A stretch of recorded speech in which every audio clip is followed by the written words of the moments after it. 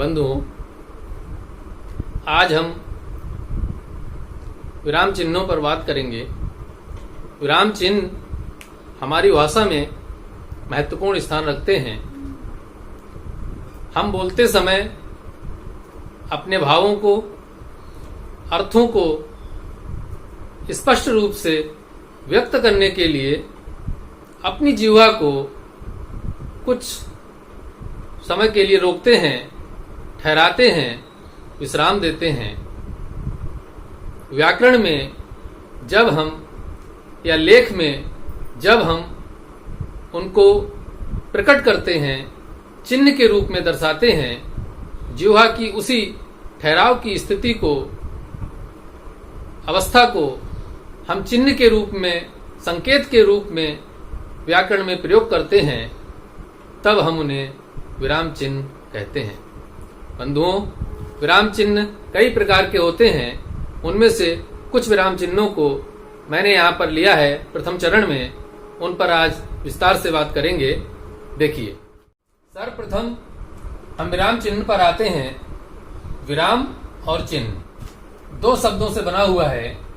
विराम का शाब्दिक अर्थ होता है ठहरना अथवा रुकना या विश्राम करना। चिन्ह का जो तात्पर्य है वह संकेत से है, लिखने में किसी निशान से है।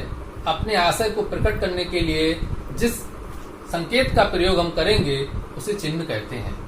इस प्रकार जिह्वा के ठहराव की स्थिति को संकेत के रूप में, चिन्ह के रूप में प्रकट करने के लिए जिन चिन्हों का हम प्रयोग करते हैं उनको विराम चिन्ह कहते हैं।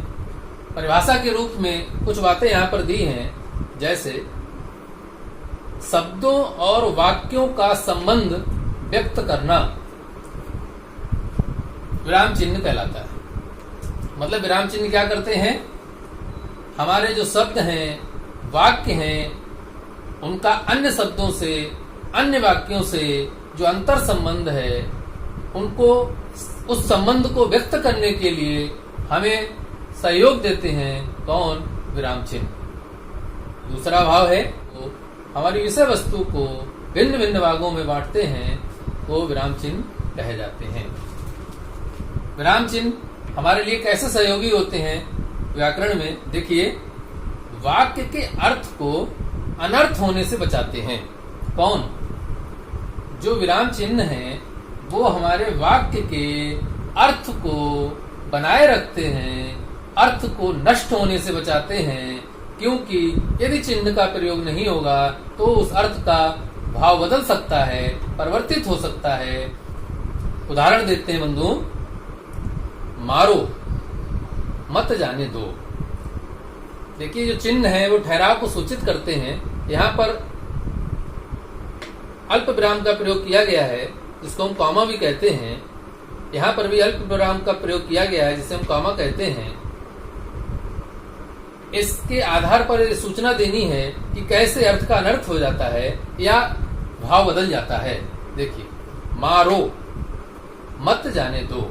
यहाँ पर ये कहा जा रहा है जाने मत दीजिए, मारो, अर्थात जाने के लिए मना किया गया है। जब हम अल्प विराम का स्थान बदल देते हैं तब इसी पंक्ति का भाव बदल जाता है। देखिए, मारो मत जाने दो, अर्थात यहाँ पर मारने के लिए मना किया गया है, ऐसा भाव प्रकट हो रहा है इस अल्प विराम से। अर्थात मारने के लिए निषेध किया गया है। और ऊपर के वाक्य में इस अल्प विराम को देखते हैं तो जाने के लिए मना किया गया है।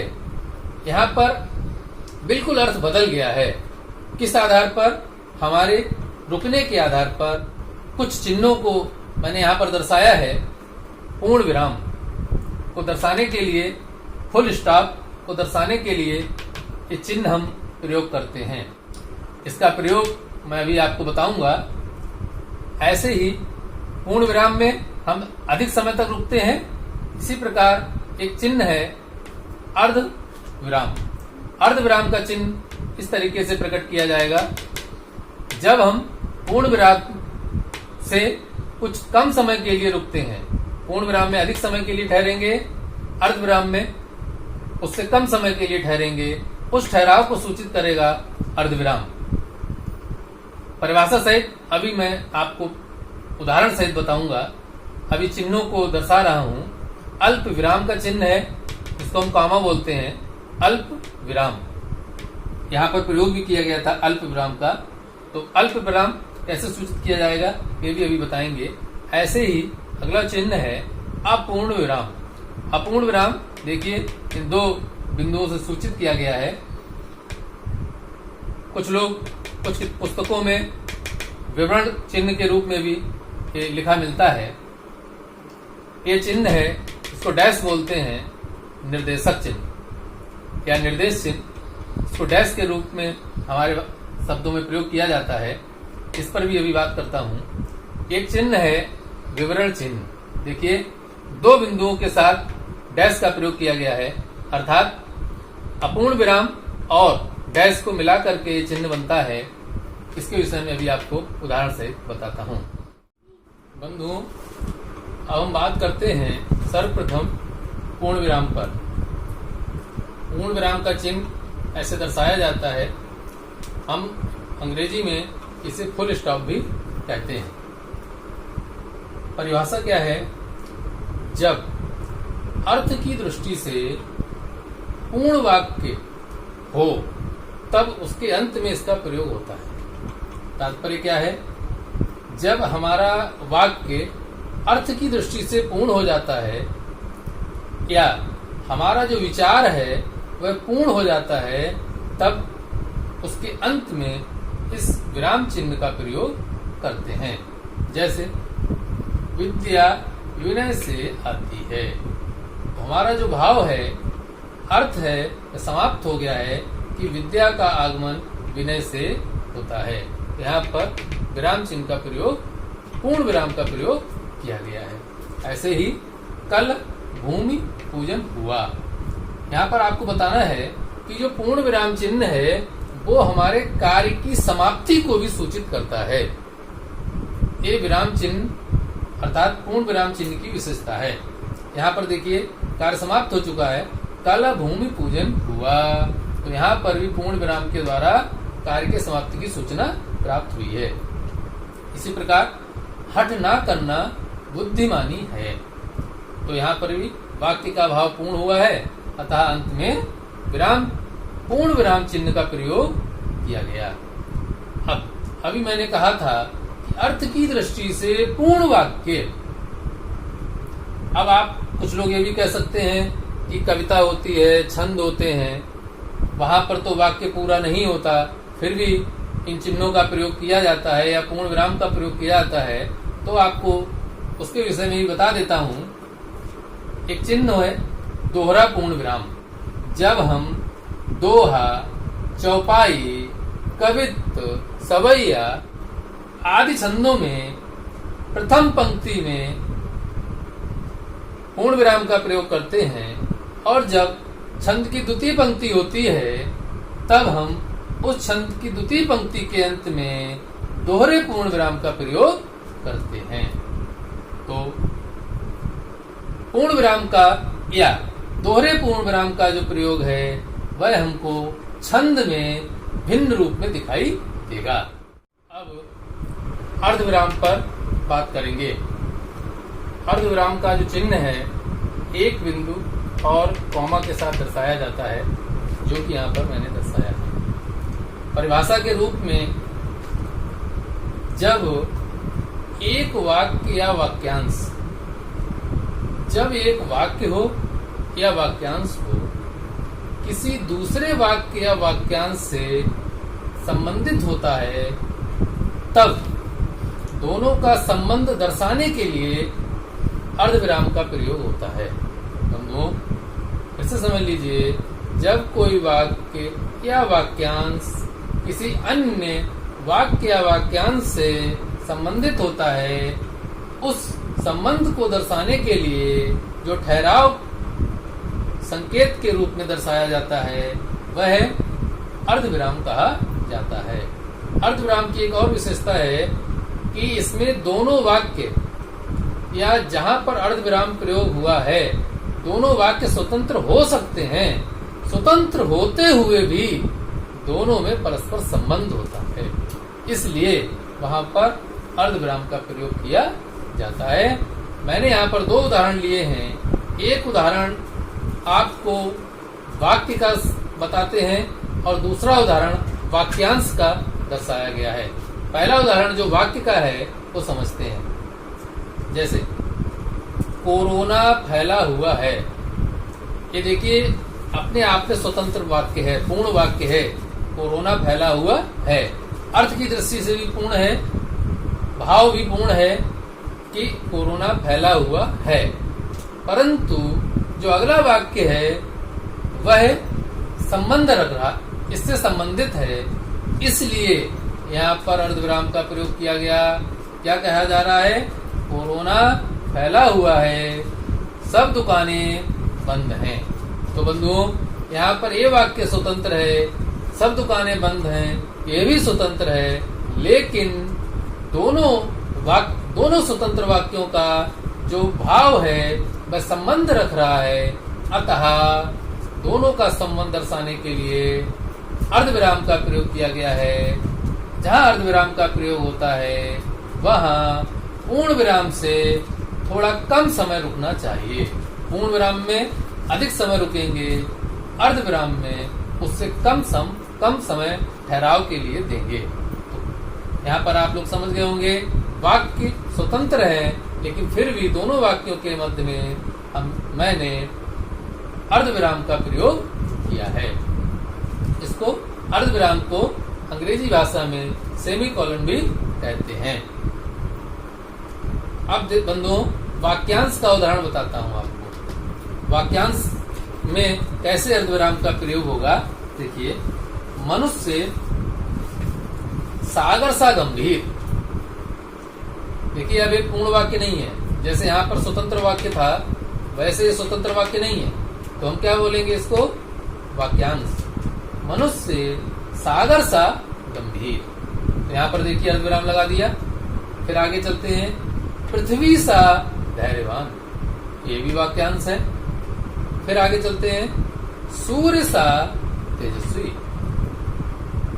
वापस आते हैं, मनुष्य सागर सा गंभीर, पृथ्वी सा धैर्यवान, सूर्य सा तेजस्वी और हिमालय सा अडिग होना चाहिए। बंधुओं, यहाँ पर मैंने फिर से अर्धविराम इसलिए लगाया था जिससे आपको मैं बता सकूं कि कहां पर अर्धविराम का प्रयोग नहीं होगा। हमेशा याद रखेंगे, जब वाक्यांश होंगे, लेकिन अंतिम वाक्यांश से पहले या और आ जाने पर हम अर्धविराम का प्रयोग नहीं करेंगे। अंतिम वाक्यांश समझ रहे हैं? हिमालय सा अडिग, ये अंतिम वाक्यांश है, हिमालय सा अडिग। और अंतिम वाक्यांश से पहले और का प्रयोग किया गया है। किसका प्रयोग किया गया है? और का प्रयोग किया गया है।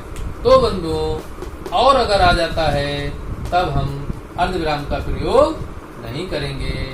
यही गलती परीक्षा में हमें नंबर कटवाएगी, इसलिए ध्यान रखेंगे। देखिए, वाक्यांश है, हमने अर्धविराम लगाया, वाक्यांश है, अर्धविराम लगाया, ये भी वाक्यांश है, लेकिन यहाँ पर दोनों का संबंध और के द्वारा सूचित किया गया है, अतः अर्धविराम की आवश्यकता नहीं है। ये इस प्रकार के शब्द हैं, इन, और है, क्योंकि है, अथवा है, तभी, तब, की, इन शब्दों का विशेष ख्याल रखेंगे कि जब इन शब्दों का प्रयोग हो जाएगा बंधुओं, तो आप ध्यान रखेंगे कि ना तो विराम का प्रयोग करेंगे इनसे पहले और ना ही इन शब्दों से पहले अर्धविराम का प्रयोग करेंगे। अगर इतना ध्यान रखेंगे तो बहुत सी गलतियां आपकी बच जाएंगी। तो बंधुओं, ये अर्धविराम पर बात हुई। अब अल्प विराम पर बात करते हैं। अल्प विराम, जिसको अंग्रेजी में हम लोग कॉमा भी कहते हैं, कि परिभाषा के रूप में पहले देखते हैं अल्प विराम का प्रयोग कहाँ होना चाहिए। एक वाक्य में दो या दो से अधिक समान शब्द हों पद हो या वाक्यांश हो तथा परस्पर संयोजन के लिए और का प्रयोग अपेक्षित होता हो तब अल्प विराम का प्रयोग होता है। तात्पर्य, एक वाक्य है उसमें दो या दो से अधिक शब्द हैं। जैसे उदाहरण के तौर पर ले लीजिए, तुरंत समझ में आ जाएगा। राम, लक्ष्मण, सीता। तो एक वाक्य है उसमें दो या दो से अधिक शब्द हैं, राम, लक्ष्मण, सीता। ऐसे में राम और लक्ष्मण के मध्य में अल्प विराम का प्रयोग किया है। इससे पहले बताया था और का प्रयोग आ जाने पर, और शब्द का प्रयोग हो जाने पर हम अर्ध विराम, अल्प विराम, विराम किसी का प्रयोग नहीं करेंगे और से पहले। अतः राम, लक्ष्मण, सीता 3 शब्द हैं, तो अंतिम वाले शब्द से पहले और का तथा का प्रयोग होगा, लेकिन अल्प विराम या अर्ध विराम का प्रयोग नहीं होगा। तो बंधुओं, राम, लक्ष्मण और सीता वन को गए। यहां पर मैं अन्य चिन्ह भी आपको दर्शाना चाह रहा हूं साथ साथ में, वन को गए। अगर इतना ही वाक्य है, राम, लक्ष्मण और सीता वन को गए, इतना ही अगर वाक्य है, तो यहाँ विराम लग जाएगा, पूर्ण विराम लग जाएगा और वाक्य शुद्ध होगा। और यहाँ पर क्या लगेगा? अल्प विराम और यहाँ पर विराम। परंतु अगर इसके आगे भी जैसे हमने वाक्य को दर्शाया है, राम, लक्ष्मण और सीता वन को गए, दशरथ ने मंत्री को भी साथ भेजा। अब आप देख रहे हैं कि ये जो दूसरा स्वतंत्र वाक्य है, यह भी स्वतंत्र वाक्य है, यह भी स्वतंत्र वाक्य है, लेकिन इन दोनों स्वतंत्र वाक्यों का अंतर संबंध है।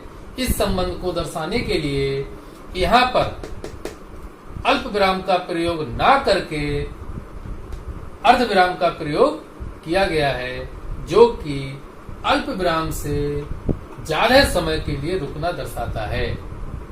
क्या तात्पर्य है? अल्प विराम में बहुत कम समय के लिए ठहरना है, अर्ध विराम में उससे अधिक समय के लिए ठहरना है, और पूर्ण विराम में अर्ध विराम से भी अधिक समय के लिए हमें ठहरना चाहिए। एक वाक्य में 3 विराम चिन्ह आपको स्पष्ट हुए होंगे। अगला उदाहरण देखते हैं बंधुओं। जैसे यहाँ पर कहा था, एक वाक्य में 2 या 2 से अधिक समान शब्द, पद या वाक्यांश। अब देखिए, वाक्यांश का उदाहरण ले लीजिए, अभी लेंगे।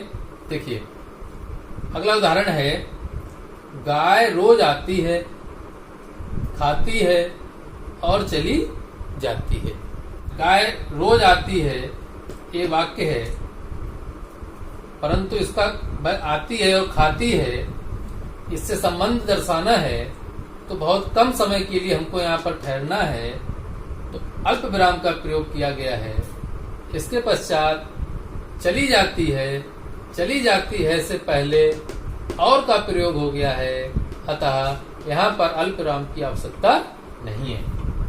और जब पूर्ण वाक्य हो गया है, तब पूर्ण विराम का प्रयोग किया गया है। अब आपने समझ लिया होगा अल्प विराम का प्रयोग कहाँ करते हैं, पूर्ण विराम का प्रयोग कब करते हैं। इसी प्रकार जब हम भावावेश में जल्दी में किसी को कुछ कहते हैं, परंतु हमें अपने भाव को व्यक्त करना रहता है, अपने मन भाव को प्रकट करना रहता है, तब भी कैसे अल्प विराम का प्रयोग होगा, एक अन्य उदाहरण से समझते हैं। देखिए, सुनो सुनो सुनो सुनो, जब एक जैसे शब्द, समान शब्द प्रयोग हुए हैं, उनके मध्य में अल्प विराम का प्रयोग किया है। सुनो सुनो, रुको रुको, आगे कोई भी वाक्य बोलना है तो सुनो सुनो, कोरोना है, बाहर मत जाओ। तो बंधुओं, सुनो सुनो पर हमने कम समय के लिए रुकना है, इसलिए अल्प विराम का प्रयोग किया है। कोरोना है, कोरोना है, देखिए स्वतंत्र वाक्य है, कोरोना है। बाहर मत जाओ, ये भी स्वतंत्र वाक्य है, परंतु कोरोना है, बाहर मत जाओ, यहाँ पर दोनों का अंतर संबंध है, अतः इन दोनों के संबंध को दर्शाने के लिए अर्धविराम का प्रयोग किया गया है। और जब वाक्य पूर्ण हो गया है तब पूर्ण विराम का प्रयोग किया गया है। तो इस तरीके से आपने समझा, सुनो सुनो कोरोना है बाहर मत जाओ। यहाँ पर एक और विकल्प है, क्या? सुनो सुनो। तो यहाँ पर भी सुनो सुनो और कोरोना है, यहाँ पर भी अंतर संबंध है और यहाँ पर भी ठहरना है। तो हम यहाँ पर भी अर्धविराम का प्रयोग कर सकते हैं। सुनो सुनो, रुक गए, कोरोना है बाहर मत जाओ। तो बंधुओं, इसी प्रकार एक और उदाहरण है। माननीय नरेंद्र मोदी जी कहते हैं, भाइयों बहनों, घर में रहना है, घर में ही रहना है। तो भाइयों बहनों, बहनों के बाद अल्प विराम लगेगा, या भाइयों और बहनों के बाद अल्प विराम लगेगा। देवियों और सज्जनों, घर में रहना है, तो देवियों और सज्जनों के बाद अल्प विराम लगेगा। कुछ ऐसे शब्द मैंने यहाँ पर चुने हैं जिनके पहले या बाद में अल्प विराम लगना चाहिए। देखिए, ये वो शब्द हैं इनका प्रयोग होने से पहले अल्प विराम का प्रयोग होना चाहिए। क्या? इसलिए, किंतु, पर, अतः, जिससे, तथापि, क्योंकि। अगर ये शब्द वाक्य में आ रहे हैं तो इन शब्दों से पहले अल्प विराम का प्रयोग हमें करना चाहिए। इसी प्रकार कुछ अन्य शब्द हैं, सचमुच, वस्तुतः, अच्छा, हाँ, नहीं, अतः। अगर ये शब्द वाक्य में आए हैं तो इन शब्दों के बाद, इन शब्दों के पश्चात हमें अल्प विराम का प्रयोग करना चाहिए। जैसे, सचमुच वह बहुत ईमानदार है, तो सचमुच के बाद हमको कामा लगाना है, अर्थात अल्प विराम लगाना है। वस्तुतः, यहाँ की स्थिति अब बदल गई है, ऐसा वाक्य है, तो वस्तुतः के बाद हमको थोड़ी देर के लिए रुकना है, तो वस्तुतः के बाद अल्प विराम लगाया जाएगा। अच्छा, खा चुके, तो अच्छा के बाद हमको कम समय के लिए रुकना है, तो अल्प विराम लगाना होगा। हाँ, मैं जरूर जाऊंगा, हाँ, मैं जरूर जाऊंगा, तो हाँ के बाद भी हमको अल्प विराम लगाना है। इस तरीके से बंधुओं, वाक्य अनेक प्रकार से बनेंगे और हमको अपने लेख में, हमको अपने निबंध में इन शब्दों का प्रयोग भी करना होगा। तो जितना हम इन चिन्हों का प्रयोग करेंगे उतना ही अपनी शैली को और अधिक स्पष्ट करेंगे, प्रभावी बनाएंगे। तो बंधुओं, इन शब्दों के पहले हमें अल्पविराम का प्रयोग करना है और इन शब्दों के बाद हमको अल्पविराम का प्रयोग करना है। अब अपूर्ण विराम को दो बिंदुओं से दर्शाया गया है। अपूर्ण विराम की जो परिभाषा है, अंग्रेजी में इसे कॉलन कहते हैं। इस चिन्ह का प्रयोग शीर्षक लिखने या निर्देश देने अथवा किसी कथन में एक से अधिक उदाहरण देने के लिए इस चिन्ह का प्रयोग किया जाता है। बहुत कम प्रयोग इसका देखा जाता है, परंतु शीर्षक के रूप में सर्वाधिक प्रयोग हम लोगों के बीच में इसका होता है। जैसे हमने यहाँ पर उदाहरण के रूप में दिया भी है, राम एक आदर्श चरित्र, पर्यावरण मानव जीवन का आधार। तो यहाँ पर देखिए, हम अपने निबंध का शीर्षक बना रहे हैं या हमें विवरण प्रस्तुत करना है, उसको निर्देशित करने के लिए यहाँ पर अपूर्ण विराम अर्थात न्यून विराम का प्रयोग किया गया है।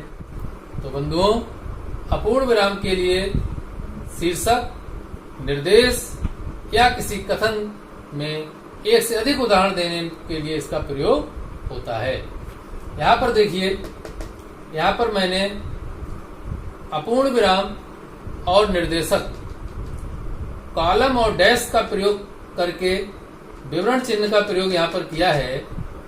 देखिए बंधुओं, विवरण चिन्ह ऐसा होता है, दो बिंदुओं के साथ डैश भी है, कॉलन भी है और डैश भी है। इन दोनों का मिश्रण अर्थात इनका अपूर्ण विराम का और निर्देशक का जो मिश्रण होता है तो विवरण चिन्ह होता है। तो यहाँ पर मैंने उदाहरण के तौर पर ये दिया था। आप अगर चाहें तो यहाँ पर